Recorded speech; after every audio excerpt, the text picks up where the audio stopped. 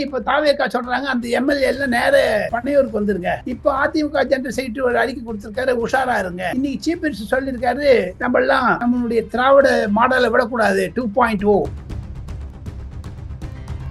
அங்க ஒவ்வொரு டிஸ்ட்ரிக்ட்ல பாத்தீங்கன்னா they are also confirming டிவிக்கே வந்துரும். இதெல்லாம் திமுக பயந்து இருக்குது. ஆனா இந்த தேர்தலுடைய கருத்து கணிப்புகள் ஒரு திசை நோக்கி போகிறது. கூட்டணி ஆட்சியில தொங்கு சபை. இது ஆயாராம் காயாராம் தமிழ்நாட்டே வந்துடுச்சு. இது தமிழ்நாட்டுக்கு நல்லதல்ல. எத்தனை நாளுங்க இந்த திராவிடம் சொல்லிட்டு இப்ப காங்கிரஸ் உள்ள வந்துருச்சுன்னு வச்சுங்க, திமுக உள்ள கழுத்தறுத்து விட்டுவாங்க. 234 தொகுதிகளிலும் எடப்பாடி பழனிசாமி சுற்றுப்பயணம் செய்திருக்கிறார். விஜய் சுற்றுப்பயணம் செய்திருக்கிறார் 16 தொகுதிகளில். அதுல 16 இடங்களில் அதுல 85% வந்துருக்குன்னு நான் சொல்றேன். Not because of SAR. அவருக்கு வந்து மட்டும் இந்த 85% மேட்ச் பண்ணி பாத்தீங்கன்னா I feel EPS has a chance.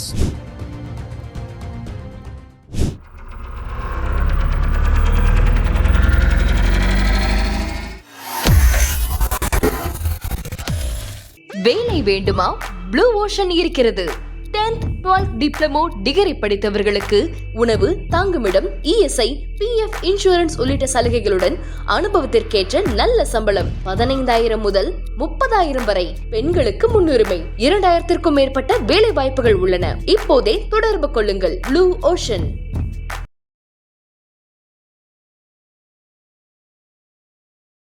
Tamil நேயர்கள் அனைவருக்கும் அன்பு வணக்கம். இன்றைய சிறப்பு நேர்காணலில் நம்மோடு இணைந்திருக்கிறார் மூத்த பத்திரிகையாளர் திரு டெல்லி ராஜகோபாலன் அவர்கள். அவரிடம் நடப்பு அரசியல் விவகாரங்கள் பற்றி பேச இருக்கிறோம். பேசலாம் சார். வணக்கம். நமஸ்காரம் கோபி. வணக்கம் சார். இப்போ எல்லாரும் தேர்தல் முடிவை எதிர்பார்த்து காத்துட்டு இருக்கிறாங்க. இப்படியாப்பட்ட ஒரு சுச்சுவேஷன்ல தற்போதெல்லாம் வெளியாகி இருக்கிற இந்த எக்ஸிட் போல்ஸ் ரொம்ப பேசு பொருளாக இருக்கு. ஒரு பக்கம் அதை பெருசா கன்சிடர் பண்ணாதீங்க அப்படிங்கிற மாதிரியான விஷயங்கள் இருந்தாலும் கூட இந்த எக்ஸிட் போல்ஸை பத்தி நீங்க என்ன நினைக்கிறீங்க? இது ஒரு சயின்ஸ் வித் ஒரு விஞ்ஞானம். இதில் பல ஊழியர்கள், பல கருத்தாளர்கள், பல தொழிலாளர்கள், அதாவது தொழிலாளர் டெக்னிக்கல் ஹேண்ட்ஸ் பண்றாங்க. இது வந்து ஒரு கணிதம், ஸ்டாட்டிஸ்டிக்ஸ். இதுல மேல கீழே இருக்கலாம். இது ஒரு திசையைத்தான் காண்பிக்கிறது. ஆனால் இது எக்ஸாக்ட் போல் இல்லை என்றுதான் சொல்லுகிறார்கள். உண்மைதான். இது ஒரு ட்ரெண்ட் தெரிஞ்சுக்கலாம். ஏன்னா அரசியல்வாதிகளுக்கெல்லாம் நாடி துடிப்பை பார்ப்பவர்கள் நன்னா படிச்சிருவாங்க. எல்லாத்தையும் அவர்களுக்கு இருக்கக்கூடிய ஒரு துல்லியமான ஒரு கருத்துகள் அதற்கு எதிர்மாறாக வரக்கூடியதாகத்தான் இருக்கிறது எக்ஸிட் போல். கடந்த 5-6 தேர்தல்களில் எக்ஸிட் போல் தவறானதாகத்தான் நான் கருதுகிறேன். அது ஒன்றும் உண்மையா இருந்தா எதுவுமே சரியாகல.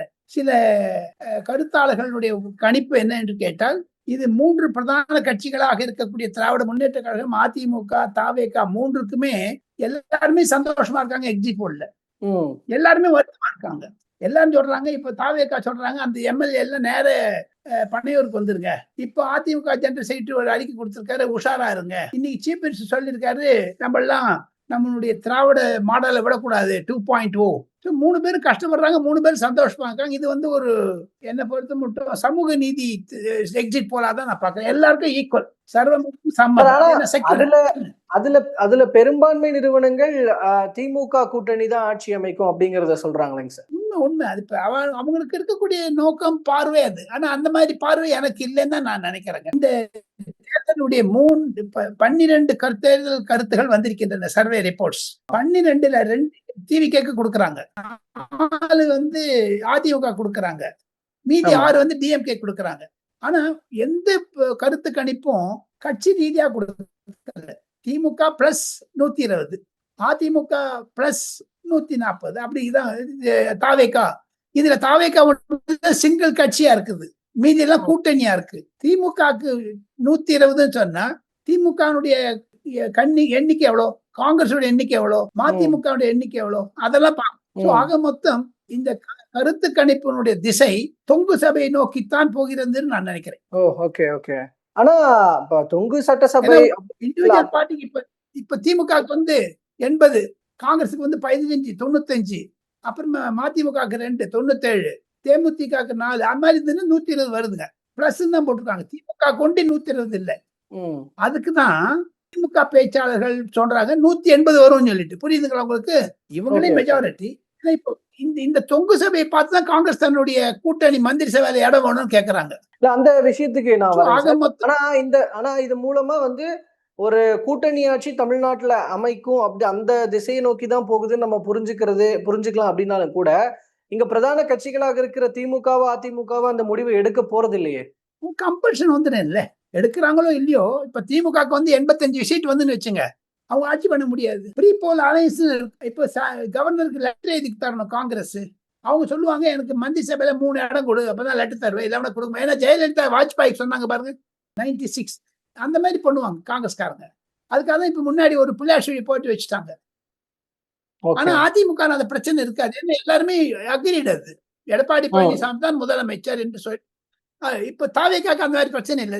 ஆக்சிஸ் போல் பிரகாரம் பாத்தீங்கன்னா அவர் நேத்தி தன்னுடைய ஆக்சிஸ் போல் சர்வேயை தவிர அனைத்து தொலைக்காட்சிகளிலும் பேசி நான் 100% உண்மையாக இருக்கிறது என்னது, I can give my neck to it அப்படின்னு தான் சொல்றாரு எல்லா தொலைக்காட்சியும். நானும் times now, republic, India today எல்லாம் இருந்த போது அவர் எங்கிட்டயும் பேசினார். அவர் எனக்கு மிக ஆப்த நண்பர். செம்மை தப்பா பேருக்கா சில தான் ரைட்டா. அவர் என்னங்க ஒரு 800-900 பேரை வச்சு வேலை வாங்குறாங்க எல்லாத்தையும்.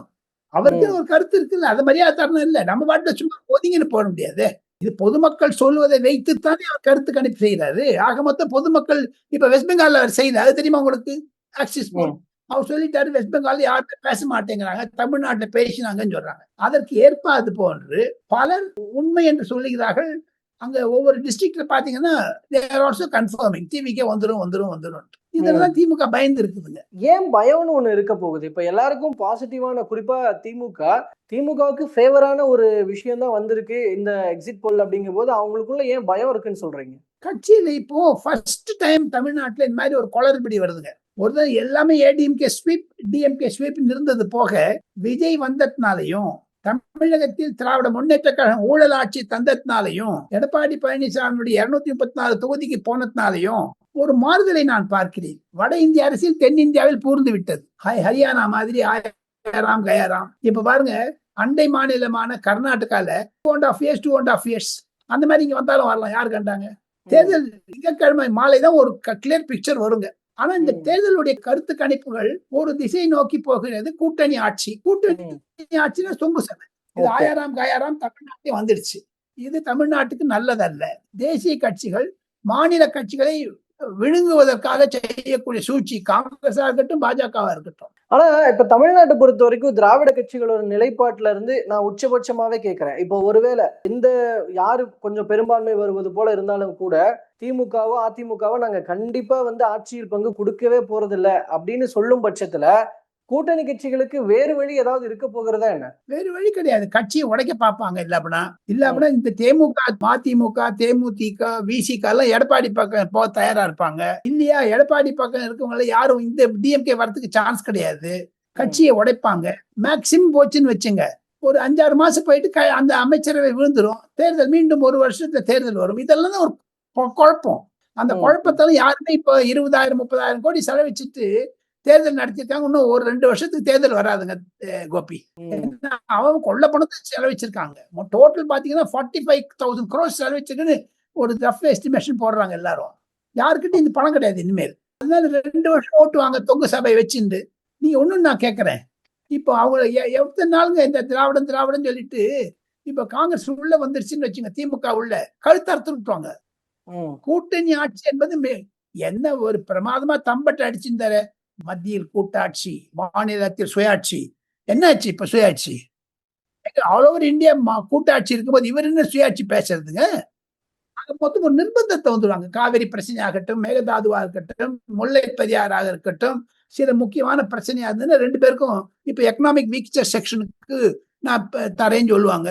இல்லைன்னு டிஎம்கே. அது உடனே பொருளாதார அந்த திராவிடம்ங்கிறது குறைஞ்சிருங்க, அவ்வளவுதான். இதுல தாவேக்கா இன்னும் கொஞ்சம் பட்சமாவே நம்பிக்கையோட இருக்கிறாங்களேங்க சார். இப்போ அதுல திமுகவோ அதிமுகவோ கூட்டணியின் சப்போர்ட்ல இருக்கு அப்படின்ற ஒரு இடத்துல கூட அவங்களுக்கு மெஜாரிட்டி வரும் அளவுக்கு சீட்டு சொன்னாலும் அது கூட்டணியோட சேர்த்து. ஆனா தாவேக்கா தனிச்சு இருக்கிறாங்க. அவங்க இந்த எக்ஸிட் போல்ல வந்ததை காட்டிலும் எங்களுக்கு கூடுதலா தான் வரும், 170 சீட்ஸ் பிளஸ்ல எங்களுக்கு வரும் அப்படின்ற நம்பிக்கையோட இருக்கிறாங்க. களம் அப்படி இருக்குன்னு நினைக்கிறேன். நல்லதா போச்சு. 170 வந்ததுன்னா டிஎம்கே 20-25 வந்து முடியும், ஏடிஎம்கே 15-20 முடியும். ஏன்னா அவங்களே எடுத்துட்டு போறாங்களே தாவேக்கா. புரியுதுங்களா? அப்ப எதிர்கட்சிங்கிறது இருக்காதுங்களே தமிழ்நாட்டுல. தாவேக்கா முழுக்க வர வேண்டியதுதான், யாரும் இல்லைங்களே. பொதுமக்களுடைய மக்கள் தீர்ப்பு மகேசன் தீர்ப்பு. அவன் வந்து இப்போ 170 சீட் வருதுன்னு வச்சுங்க, பேச்சுக்கு சொல்றேன். மீதி இருக்குது 60. 10 பார்ட்டி 60, ஒருத்தருக்கு 6, 7, 8, 10 அந்த மாதிரி தான் வரும். இதுல நாம் தமிழர் பெருசா உள்ள சீன்லயே வரலீங்களே. நீங்க அதை எப்படி பார்க்கறீங்க? அது வந்து ஒரு ஏமாற்றத்துக்குரியதாகத்தான் நான் பார்க்கிறேன். பொதுமக்கள் மயக்கத்தில் இருக்கிறார்கள், மாயையில் இருக்கிறார்கள், இந்த கிரேசினஸ் இருக்கிறது. தமிழர் கட்சிக்கு என்று கொள்கை கோட்பாடு இருக்கு. தமிழ் தேசியம் பேசுகிறார், ஈழத்தமிழர்களை பாராட்டுகிறார். அவருக்கு என்று அவர் இனிமேல் தமிழ்நாடு அரசியல் கூட்டணியை நோக்கித்தான் செல்லும். அதில் சீமானும் நழுவி விட வேண்டிய நிலைமையில் வந்து விடுவார். Future politics of Tamil Nadu coalition politics. திராவிடங்கள் எல்லாம் மறந்துருங்க. இதுல தொங்கு சபைன்னு வந்துச்சுன்னா அடல் பிஹாரி வாஜ்பாய், மன்மோகன் சிங் அந்த மாதிரி ஆயிடுங்க. தமிழ்நாட்டுல கழுத்தறுத்து விட்டுருவாங்க இந்த தோழமை கட்சிகள், எஸ்பெஷலி காங்கிரஸ். அவனோட போனீங்கன்னா சரண் சிங் கவர்மெண்ட் கவுந்தது, அது வாஜ்பாய் கவர்மெண்ட் கவுந்தது. ஏன்னா சோனியா காந்தி, ஜெயலலிதா, டீ பார்ட்டி டொப்பல் கழுவுந்துச்சு. அந்த மாதிரி தமிழ்நாட்டில் ஏதாவது ஒன்று கழுவும். ஆனா விஜயனுடைய இம்பார்ட்டன்ஸ் 2031 ஸ்ட்ராங் ஆயிடும். சோ இதுல என்டிஏ வெல்லும் அப்படின்னு சில நிறுவனங்கள் சொன்னுச்சு இல்லையா, அது எதன் அடிப்படையில சாத்தியப்படும் நீங்க நினைக்கிறீங்களா? கோபி, ஒண்ணு என்னுடைய தனிப்பட்ட கருத்துன்னு கேட்டீங்கன்னா 85% வாக்கு அளிக்குங்க, 85%. இது நீ எஸ்ஐஆர் சொல்லலாம். ஆனா என்னுடைய அனுமானம் என்டிஏ ஆட்சி அமைக்கும். என்னுடைய பர்சனல் கருத்து, எடப்பாடி பழனிசாமி ஆட்சி அமைப்பார். காரணம் 2 காரணம் இருக்குங்க.